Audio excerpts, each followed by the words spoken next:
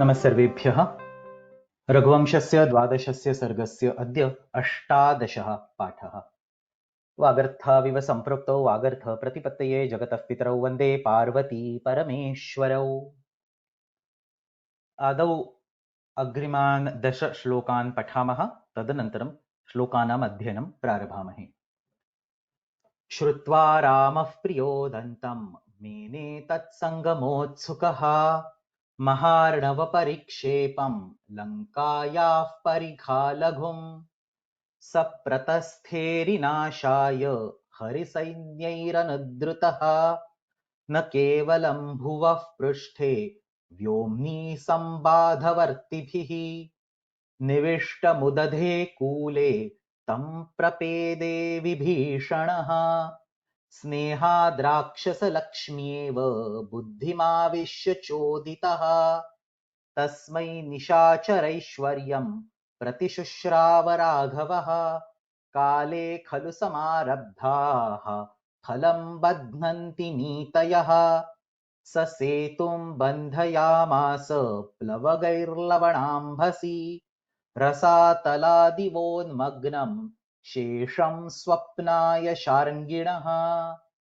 तेनोत्तीर्य पथालङ्कां रोधयामास पिङ्गलैः द्वितीयं हेमप्राकारं कुर्वद्भिरिव वानरैः रणः प्रववृते तत्र भीमः प्लवगरक्षसां दिग्विजृम्भितकाकुत्स्थ पौलस्त्यजयघोषणः पादपाविद्धपरिघः शिलानिष्पिष्टमुद्गरः अतिशस्त्रनखन्यासः शैलरुग्णमतङ्गजः अथ रामशिरश्छेद दर्शनोद्भ्रान्तचेतनां सीतां मायेति शंसन्ति त्रिजटा समजीवयत् कामं जीवति मे नाथ इति सा विजहौषुचम् प्राङ्मत्वा सत्यमस्यान्तं जीवितास्मीति लज्जिता। रघुवंशस्य 12 सर्गे इदानीं मारुतिः हनुमान् सागरम् उत्तीर्य सीतया सह अशोकवाटिकायाम् अमिलत्। तदनन्तरं सीतया प्रत्यभिज्ञानरूपेण दत्तं रत्नं स्वीकृत्य पुनरागत्य सः तद् रत्नं रामाय दर्शयामास। अनेन रामः सीतया सह मेलितुम् उत्सुकः जातः इति पर्यन्तः अंशः टिल् 66 श्लोक अस्माभिः दृष्टः अस्ति। इदानीम् अग्रे सेतुबन्धनं, लङ्कायां प्रवेशः, विभीषणेन सह रामस्य मेलनम् इत्येते विषयाः अग्रिमेषु श्लोकेषु वर्णिताः वर्तन्ते। क्रमेण पश्यामः।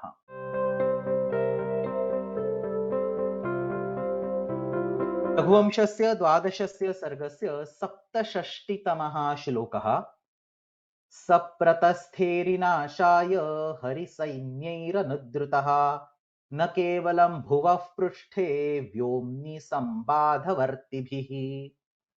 इदानीं सीतया दत्तं रत्नं दृष्ट्वा रामः वानरसेनया सह लङ्कां गन्तुं सुसज्जः जातः इति अस्य श्लोकस्य आशयः।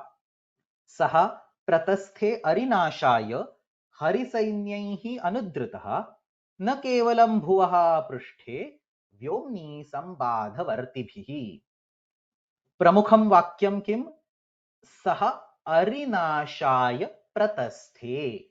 सः इत्युक्ते रामः अरिनाशाय शत्रूणां नाशं कर्तुं प्रस्थानम् अकरोत्। प्र उपसर्गपूर्वकः स्था इति धातुः अस्ति, स्था तिष्ठति, तस्य आत्मनेपदस्य लिट् लकारस्य प्रथमपुरुषस्य एकवचनं। सामान्यरूपेण स्था इति धातुः परस्मैपदी अस्ति, तस्थौ इति लिट् लकारस्य रूपं भवति, परन्तु केभ्यश्चन विशिष्टेभ्यः उपसर्गेभ्यः परः विहितः स्था इति धातुः केवलम् आत्मनेपदस्यैव प्रत्ययान् प्राप्नोति। सो सम प्लस स्था, अव प्लस स्था, प्र प्लस स्था एंड वि प्लस स्था, अत्र केवलम् आत्मनेपदस्यैव प्रत्ययाः भवन्ति इति नियमः। संतिष्ठते, अवतिष्ठते, प्रतिष्ठते, वितिष्ठते। एवमेव अत्र लिट् लकारस्य आत्मनेपदस्य प्रथमपुरुषैकवचनं प्रतस्थे इति प्रयुक्तमस्ति। प्रतस्थे इत्युक्ते प्रस्थानम् अकरोत् इति आशयः। अरिनाशाय, अरिः इत्युक्ते शत्रुः। अमरकोशे अरिः इति शब्दः रिपौ वैरिसपत्न अरिद्विषद्वेषण दुर्हृदः इत्यत्र पाठितः अस्ति। अस्य अरेः नाशः, विनाशः, हननम् अस्य कार्यार्थम् इत्युक्ते अरिनाशार्थम् अत्र क्रियार्थोपपदस्य च कर्मणि स्थानिनः इति कर्मकारकस्य निर्देशार्थं चतुर्थी अस्ति। सो सामान्यरूपेण अरिनाशं कर्तुम् इति आशयः, परन्तु कर्तुम् इति शब्दस्य अपि अर्थः अरिनाश इत्यत्रैव स्वीक्रियते चेत् तत्र कर्मपदस्य निर्देशार्थं चतुर्थी विभक्तिः भवति अरिनाशाय प्रतस्थे इति। अतः अरिनाशं कर्तुं प्रतस्थे इति आशयः। सः इत्युक्ते रामः अरिनाशाय प्रतस्थे, प्रथमायां पङ्क्तौ विद्यमानः अन्यः शब्दः हरिसैन्यैः अनुद्रुतः। कीदृशः अस्ति अयं रामः? हरिसैन्यैः अनुद्रुतः। हरिः इत्युक्ते कपिः, वानरः इति अस्माभिः दृष्टं। हरिसैन्यम् इत्युक्ते वानराणां सेना।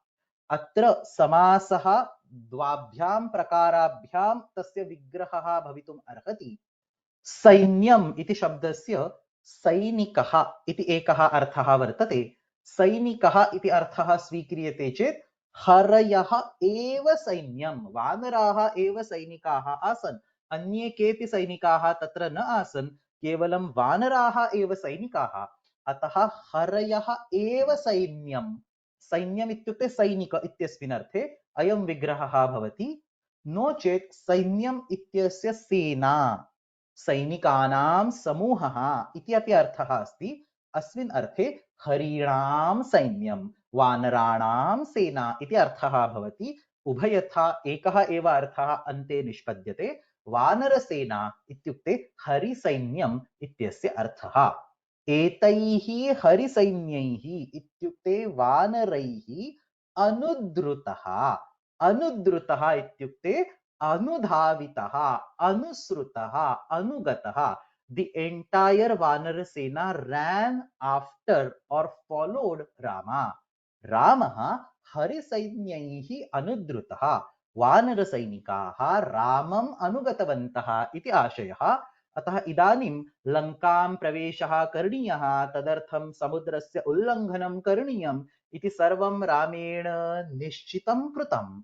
एतत् सर्वं दृष्ट्वा अस्य समुद्रोल्लङ्घनस्य लङ्काप्रवेशस्य कर्मणि इत्युक्ते तस्मिन् कार्ये वानरसैन्यं रामम् अन्वसरत्। इत्युक्ते वानरसैन्येन युक्तः भूत्वा रामः समुद्रस्य उल्लङ्घनं प्रारब्धवान् इति आशयः। इदानीम् अग्रे द्वितीयायां पङ्क्तौ विशेषः कथाभागः नास्ति। वानरसैन्यं कीदृशं, कुत्र आसीत् इत्यस्य अत्र वर्णनं कृतम् अस्ति। कीदृशैः हरिसैन्यैः, so how R these वानरास् described? संबाधवर्तिभिः, तृतीया बहुवचनमस्ति संबाधवर्तिभिः, अतः हरिसैन्यैः इत्यनेन सह अन्वेति संबाधवर्तिभिः हरिसैन्यैः। हरिसैन्यस्य इदं विशेषणं संबाधवर्ति, संबाधवर्तिन् इति नकारान्तं प्रातिपदिकं, तस्य नपुंसकलिङ्गे प्रथमा एकवचनं संबाधवर्ति, ह्रस्वः इकारः अस्ति। कीदृशं हरिसैन्यं? संबाधवर्ति हरिसैन्यम. What is Sambadhavarti? So let me quickly explain and then we will see the word by word meaning. The Vanar Sena was so large in number that they were completely crowded in that area, not just on the land but also in the skies. So whatever is written over here, na kevalam bhuvaha prushthe, not just on the land. So there were so many Vanaras that they could not fit on the land. So they were also in the skies, in the sense they were on the trees, they were on the mountains and so on. So that entire area, Parisaraha, was full of nothing but the Vanaras. इति आशयः। भुवः पृष्ठे न केवलम् अपितु व्योम्नि अपि, केवलं पृथिव्यां न, केवलं भूमौ न, अपितु आकाशे अपि संबाध इत्युक्ते क्राउडेड, संकीर्णं, ते संकीर्णरूपेण तत्र अतिष्ठन् इति आशयः। सर्वेऽपि वानराः संकीर्णरूपेण अविद्यन्त। स्थलस्य अपेक्षया वानराणां संख्या महती आसीत्, अतः ते संबाधरूपेण इत्युक्ते संकीर्णरूपेण इत्युक्ते सम्मर्दरूपेण, crowded, all of them fitting in a very small space, तादृशम् अवर्तन्त। कुत्र अवर्तन्त? न केवलं भुवः पृष्ठे, भुवः पृष्ठे इत्युक्ते भूमौ, पृथिव्याः उपरि भागे, अपितु व्योम्नि, आकाशे अपि। वानराः बहुसंख्याकाः आसन्, अतः ते भूमौ अपि संकीर्णरूपेण अभ्रमन्। Sankirna means crowded, not small or Sankshepa. That's also another meaning. Here, the word Sankirna is to be understood as the space was small, a lot of them were gathered in that area. So, Bhumau api Sankirna Rupena Abhraman, Akashe api cha Sammarda Rupena Avartanta, Bhumim Akasham Chate, Niravakasham Krutavantaha. Niravakasha ityukte kopi अवकाशः नास्ति, absolutely no free space. भूमौ अपि तत्र अवकाशः नासीत्, आकाशे अपि अवकाशः नासीत्, भूमिम् आकाशं च ते निरवकाशं कृतवन्तः इति अत्र अस्य श्लोकस्य द्वितीयायाः पङ्क्तेः आशयः। अन्वयं पश्यामः। सः इत्युक्ते रामः न केवलं भुवः पृष्ठे व्योम्नि संबाधवर्तिभिः हरिसैन्यैः अनुद्रुतः अरिनाशाय प्रतस्थे। That second saha can be removed. अर्थः ये वानराः महत्याः संख्यायाः कारणात् केवलं भूमौ एव न अपितु आकाशे अपि सम्मर्दरूपेण अवर्तन्त, तैः युक्तः भूत्वा रामः शत्रोः विनाशाय सज्जः जातः। पुस्तके दत्तः अर्थः रामः शत्रुनाशाय उद्युक्तः भूतले वियत् तले, वियत् इत्युक्ते आकाश, तल इत्युक्ते base. So sky is literally infinite. They were not floating in the sky, towards the earth. So and the end region of the sky, they were not flying or anything, just sitting on the trees, branches, something like that. अतः भूतले वियत् तले च निरवकाशम् आगच्छद्भिः कपिसैन्यैः अनुगम्यमानः. All this is the विशेषण of रामः जगाम इति आशयः।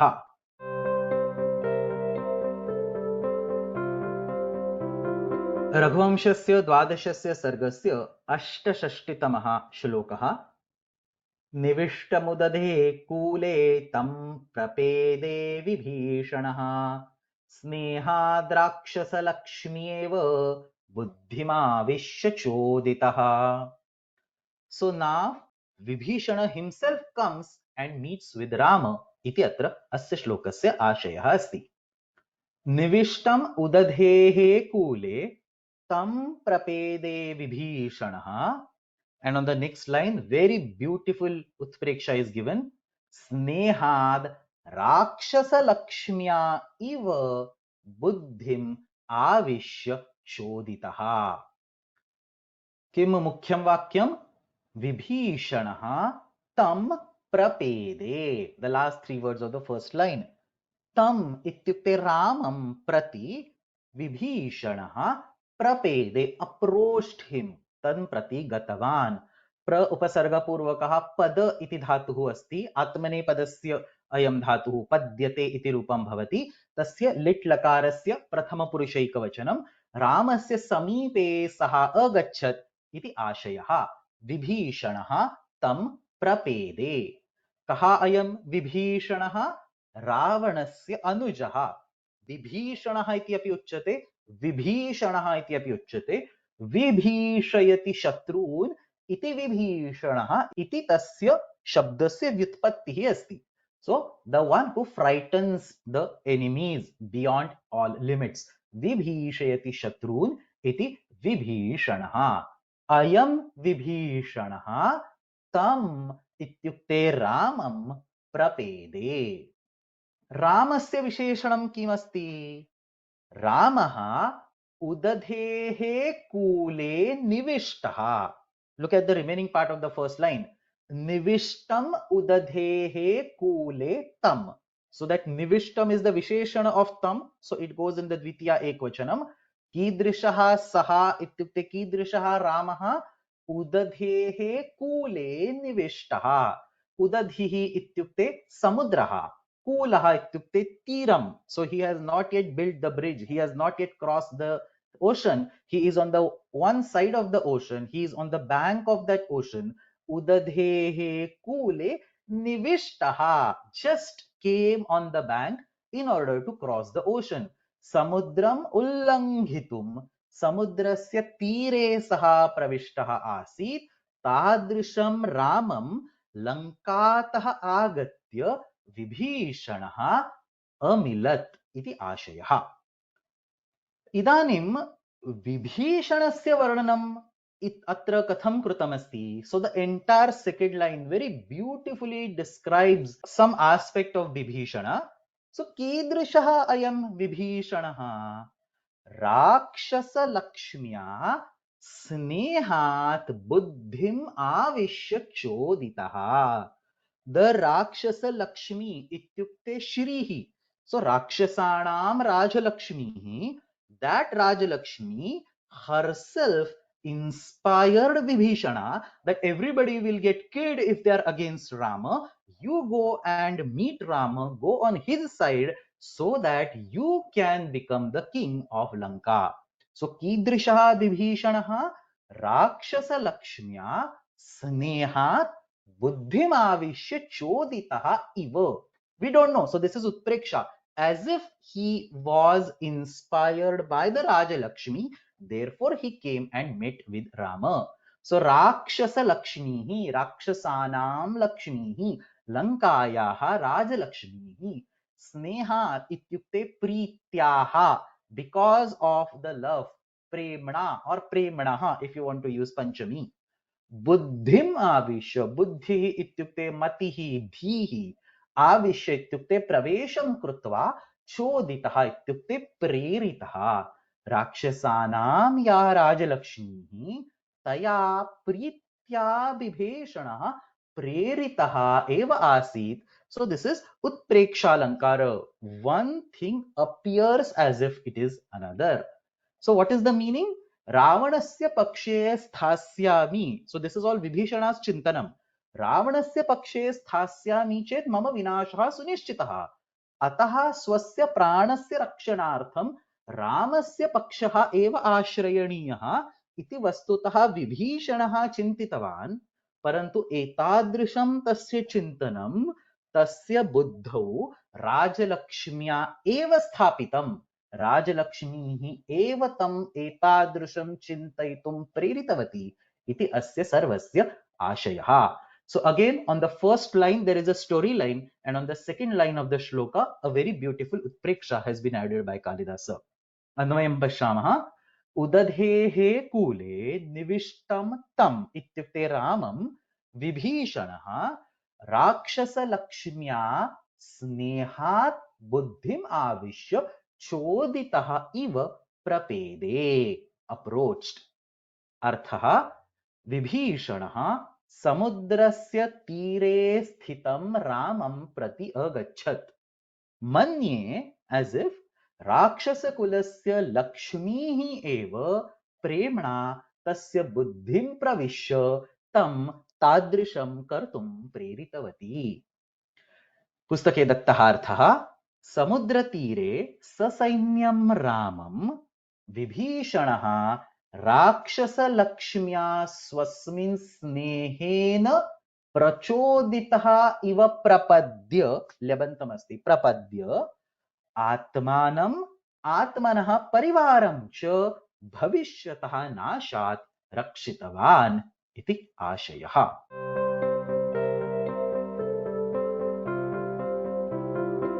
रघुवंशस्य 12 सर्गस्य 69तमः श्लोकः। तस्मै निशाचर ऐश्वर्यं प्रतिशुश्राव राघवः काले खलु समारब्धाः फलं बध्नन्ति नीतयः। वेरी ब्यूटिफुल अर्थान्तरन्यास। एकस्यां पंक्तौ सामान्यः नियमः उक्तः अस्ति, अन्यतरस्यां पंक्तौ विशेषम् उदाहरणम् उक्तमस्ति। पश्यामः। तस्मै निशाचर ऐश्वर्यं प्रतिशुश्राव राघवः। Very easy to understand. काले खलु समारब्धाः फलं बध्नन्ति नीतयः। कः अर्थः? प्रतिशुश्राव इत्युक्ते प्रतिज्ञातवान्, प्रतिज्ञाम् अकरोत्, गेव अ प्रॉमिस, प्रतिजज्ञे। प्रति उपसर्गपूर्वकः श्रु इति धातुः, तस्य लिट् लकारस्य इदं रूपमस्ति। राघवः इत्युक्ते रामः, तस्मै इत्युक्ते विभीषणाय, प्रतिशुश्राव, ही प्रॉमिस्ड टू विभीषणा। किं प्रतिशुश्राव? निशाचर ऐश्वर्यम्, निशाचराणाम् ऐश्वर्यम्, राक्षसानां राजलक्ष्मीः। सो निशाचरः इत्युक्ते राक्षसः, निशासु चरति, the one that roams around in the nights, nocturnal, सः निशाचरः। ऐश्वर्यम् इत्युक्ते राजलक्ष्मीः। ईश्वरः इत्युक्ते स्वामी, अधिपतिः, तस्य भावः। सो बीइंग एन ईश्वर, that's ऐश्वर्यम्। सो राक्षसानां त्वमेव राजा भविष्यसि, त्वमेव सर्वम् ऐश्वर्यं प्राप्स्यसि इति रामः विभीषणाय वचनं दत्तवान्। So I will kill Ravana and everybody else and I will make you the king of Lanka is what Rama promised Vibhishana. Of course, in the returns of getting some secrets, you are an internal reference, so you give me some secrets and in return I will kill all of them and I will make sure you become the king of Lanka. Iti Ramah विभीषणाय वचनं दत्तवान्। कदा दत्तवान्? यदा उचिते समये राजलक्ष्म्या प्रेरितः सन् विभीषणः रावणस्य पक्षं त्यक्त्वा रामं प्रति गतवान्। So right actions done at right time will always give the right results. That's exactly what Kalidasa says in the next line, and that is an अर्थान्तरन्यास। काले समारब्धाः नीतयः खलु फलं बध्नन्ति। काले उचिते समये, उचिते अवसरे, राइट टाइम। समारब्धाः इत्युक्ते प्रारब्धाः, नीतयः इत्युक्ते निर्णयाः, a right decision taken at the right time। नीतयः निर्णयाः, उपायाः, न्यायस्य मार्गाः, उचिते समये स्वीकृताः प्रारब्धाः न्यायस्य मार्गाः खलु निश्चयेन सत्यमेव फलम् इत्युक्ते उचितं परिणामं बध्नन्ति। They are tied to the right fruits, so they will eventually accept or give the right fruits. Uchite kale yadi nyayah, understand the difference. When you have a single yakara, it is nyaya, justice. When you have double yakara, nyayah, it is nyayasya. So nyayah panthaha, the one that is appropriate. न्याय्यः पन्थाः स्वीक्रियते तर्हि सः अवश्यमेव इष्टं फलं ददाति। यथा उचिते काले विभीषणः रावणस्य पक्षं त्यक्त्वा रामस्य पक्षं स्वीकृतवान्, अनेन सः अनन्तरं लङ्कायाः राजा बभूव। So this is a very beautiful example of अर्थान्तरन्यास। एकस्यां पंक्तौ विशेषम् उदाहरणं दत्तमस्ति, अपरस्यां पंक्तौ सामान्यः नियमः उक्तः वर्तते। And even over here, this kale khalu samarabdhaah phalam badhnanti nitayah, translated into English, right actions done at right time will always give the right results. This line itself, we must remember it and we should be able to use it in again the right circumstances. So kale khalu samarabdhaah phalam badhnanti nitayah. अन्वयं पश्यामः। राघवः तस्मै निशाचरैश्वर्यं प्रतिशुश्राव काले समारब्धाः नीतयः खलु फलं बध्नन्ति। बध इति रुधादिगणस्य धातुः, बध्नाति, बध्नीतः, बध्नन्ति प्रथमपुरुषस्य बहुवचनमस्ति। अर्थः उचिते अवसरे स्वीकृतः न्याय्यमार्गः अवश्यमेव इष्टं परिणामं ददाति। यथा उचिते समये रावणस्य पक्षं त्यक्त्वा रामस्य समीपे आगच्छते विभीषणाय रामः लङ्कायाः स्वामित्वं दातुं प्रतिजज्ञे। पुस्तके दत्तः अर्थः रघुवंशोद्भवो रामः प्रपन्नाय विभीषणाय इत्युक्ते समीपे आगताय विभीषणाय राक्षसाधिपत्यं प्रतिज्ञातवान्। युक्तं च एतत् समये अनुष्ठिता नीतिः नूनं फलप्रदा भवति इति आशयः।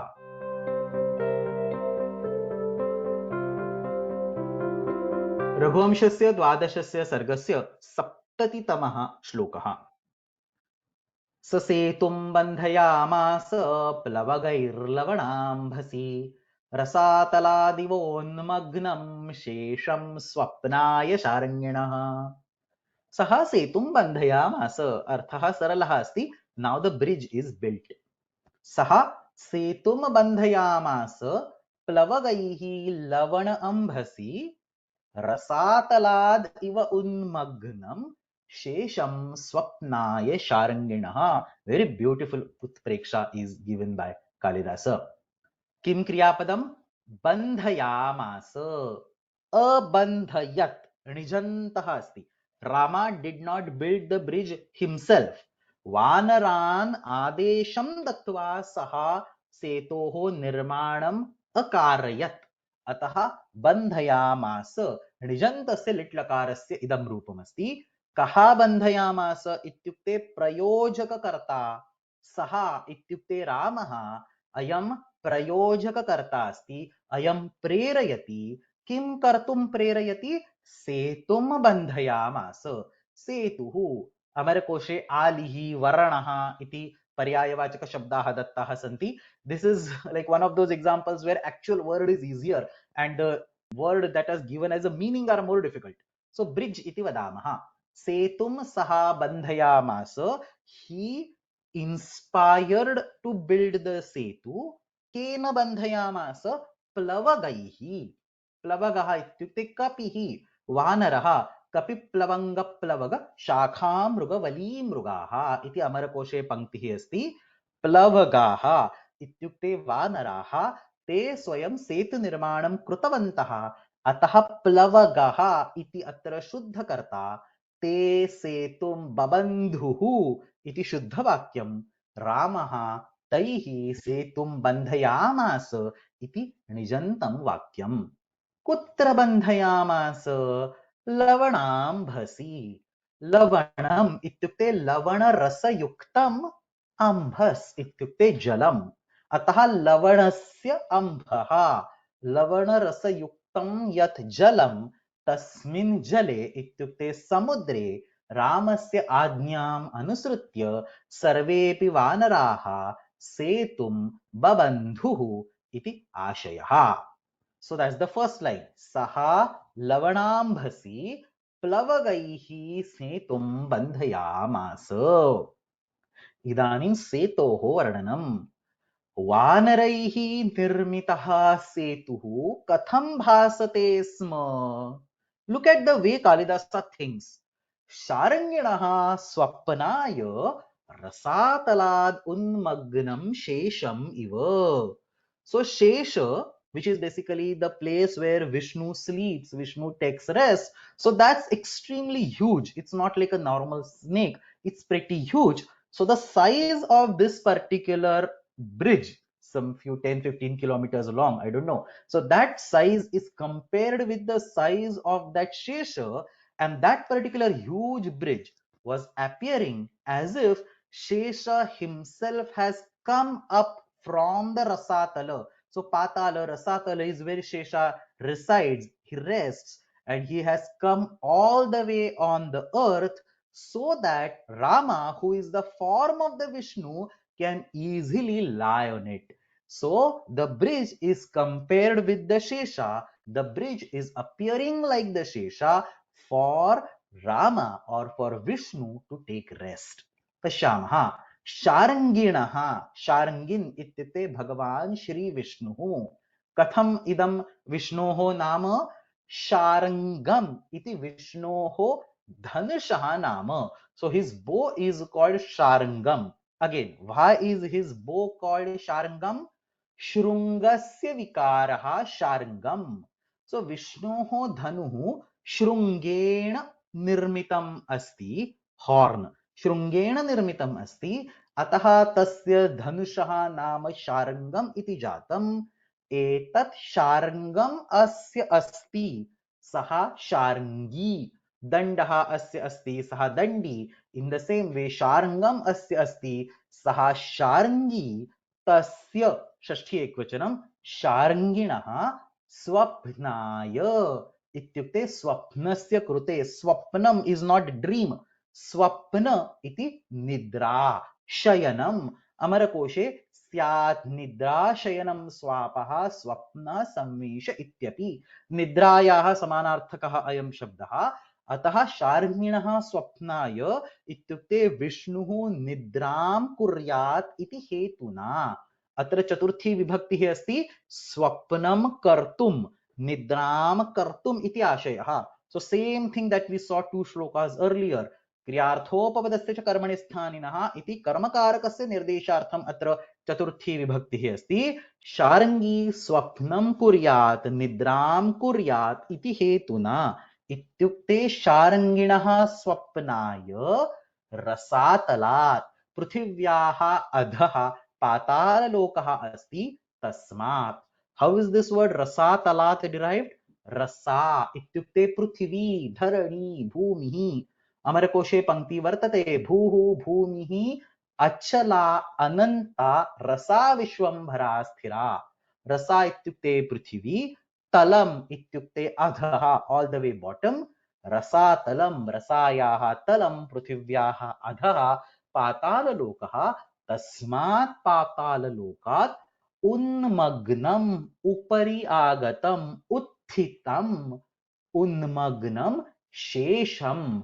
विष्णोः वाहनं शेषनागः.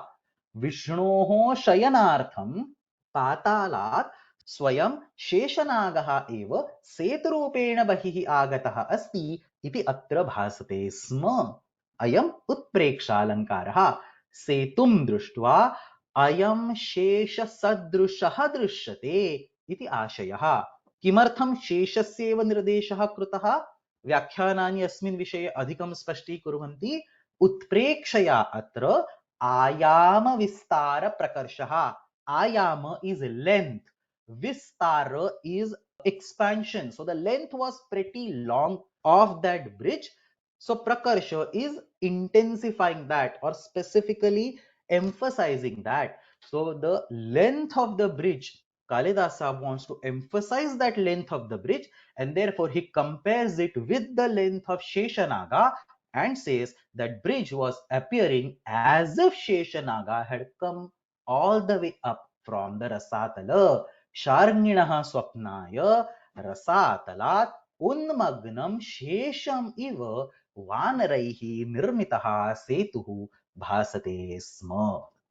Anvayam pashyamaha saha lavanambhasi plavagaihi setum bandhayamasa.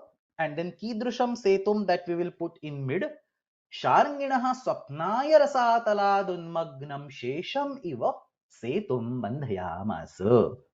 अर्थः रामः सागरे वानरैः सेतुम् अबन्धयत्. सः सेतुः विष्णोः शयनार्थं पातालात् उत्थितं शेषसदृशं भासते स्म. पुस्तके दत्तः अर्थः रामः समुद्रे वानरैः सेतुं बन्धयामास. सः सेतुः भगवतः विष्णोः शयनाय पातालात् उत्थितः शेषः इव दृश्यते स्म इति.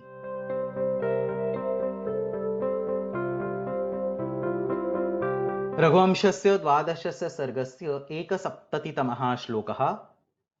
तेनोत्तीर्य पथालङ्कां रोधयामास पिङ्गलैः द्वितीयं हेमप्राकारं कुर्वद्भिरिव वानरैः। इदानीं सेतोः साहाय्येन सर्वे अपि वानराः सागरम् उत्तीर्य लङ्कां प्राविशन् इति अत्र कालिदासेन वर्णनं कृतम् अस्ति। तेन उत्तीर्य पथा लङ्कां रोधयामास पिङ्गलैः द्वितीयं हेमप्राकारं कुर्वद्भिः इव वानरैः। किं क्रियापदं? रोधयामास। रुध इति धातुः। रुध धातोः अनेके अर्थाः सन्ति। To stop, to hinder, to prohibit इति अर्थः अस्ति, परन्तु धातुपाठे दत्तः अर्थः रुध आवरणे, आवरणं करोति, creates a wall, creates an enclosure, creates a fence इति अपि कश्चन अन्यः अर्थः अस्ति। सः अर्थः अत्र स्वीक्रियते। आवरणं कारितवान् इत्युक्ते रोधयामास। कः रोधयामास? देयर इज नो डायरेक्ट कर्तृपद अत्र श्लोके। साक्षात् कर्तृपदं न वर्तते, परन्तु पूर्वश्लोकात् सः इत्युक्ते रामः रोधयामास। पुनरेकवारं ऋजन्तम् अस्ति, अतः रामः अत्र आवरणं कारितवान्। He inspired all the Vanaras to create a fence of Vanaras around the Lanka. So basically they surrounded the entire Lanka with their army. इति आशयः. So रामः केन इत्युक्ते not करण, शुद्धकर्ता, केन रोधयामास? पिङ्गलैः वानरैः. So पिङ्गलैः प्रथमायाः पङ्क्तेः अन्तिमः शब्दः, वानरैः द्वितीयायाः पङ्क्तेः अन्तिमः शब्दः। पिङ्गलैः वानरैः। वानरः इत्युक्ते कपिः, पिङ्गलः इत्युक्ते पिङ्गलः वर्णः यस्य सः. So this is I think very common, many of you know this. गुण गुणवत् अभेदः. So मधुरः इति रसः, परन्तु अपूपः मधुरः अस्ति इति अपि वक्तुं शक्यते. So अपूपः मधुरः अस्ति doesn't mean अपूप is the rasa. It means अपूपः मधुर रसयुक्तः अस्ति. So in the same way, the names of the colors, you can also do this guna gunavat abheda. इत्युक्ते पिङ्गलः वर्णः यस्य सः अपि पिङ्गलः. पिङ्गल इत्युक्ते गोल्डन, स्वर्ण सदृशः वर्णः, सूर्य सदृशः वर्णः. अतः येषां वर्णः स्वर्ण सदृशः आसीत् तैः वानरैः रामः रोधयामास. So Rama made all these Vanaras who were golden in color, so they had golden hairs on the body to surround the entire Lanka. So Vanaraihi ityatra shuddhakarta, Vanaraha arundhan. Ramaha ityatra prayojakakarta, Ramaha Vanaraihi rodhayamasa. Kim rodhayamasa?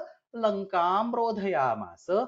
Pingalavarniyaha Vanaraha रामस्य आज्ञाम् अनुसृत्य लंकां परितः आवरणं कृतवन्तः.